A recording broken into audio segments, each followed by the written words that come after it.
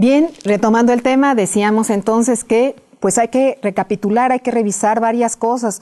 Y por otra parte, este sentido de que educar debe ser en este momento dar una respuesta en un sentido a la vida, de lo que significa la vida y de lo que debemos de ver.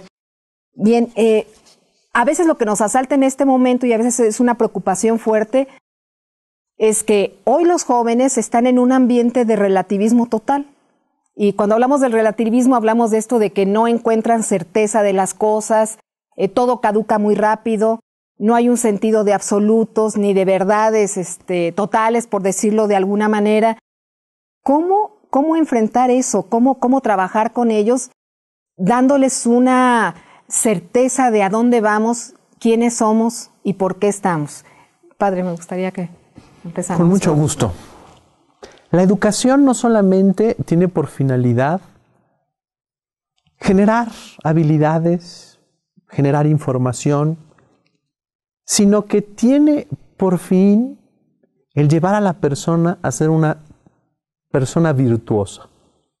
Y la virtud supone verdad, la virtud supone belleza, la virtud supone bondad. Yo no puedo educar a alguien en un relativismo, porque entonces lo encierro en sí mismo, lo encierro en una subjetividad absoluta. El ser humano es un ser que tiene que vivir en una dinámica subjetiva, pero no absoluta.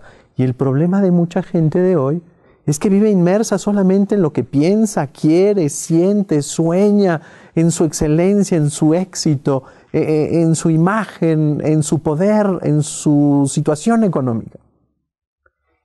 Es una persona encerrada, no es una persona que vive en la realidad, transformando su realidad.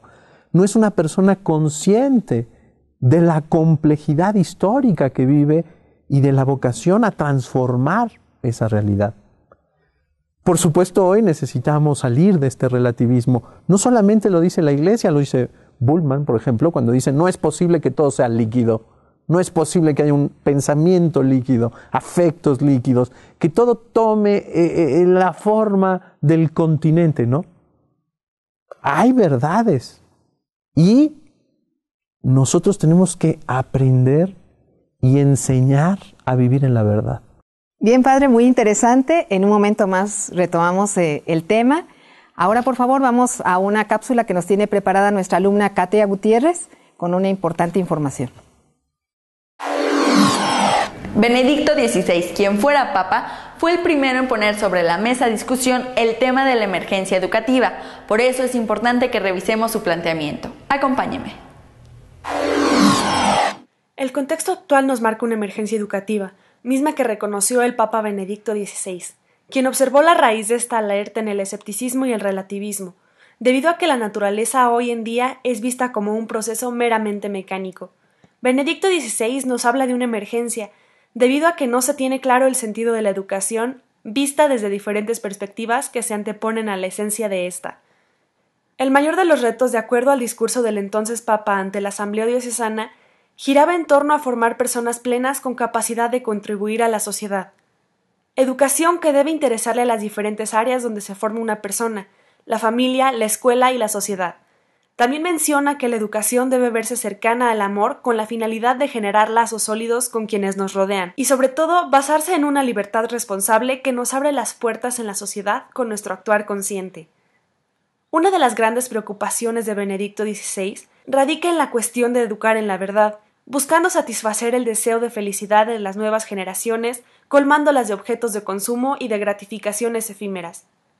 Muchas veces falta la luz de la verdad. Más aún, se considera peligroso hablar de verdad, se considera autoritario, y se acaba por dudar de la bondad de la vida, de la validez de las relaciones y de los compromisos que constituyen la vida en nuestra sociedad.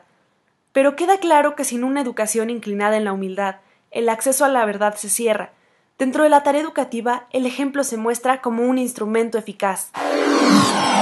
Al plantearnos una emergencia educativa, Benedicto XVI sin duda nos hace una invitación a todos para reflexionar acerca del papel de la educación en el mundo.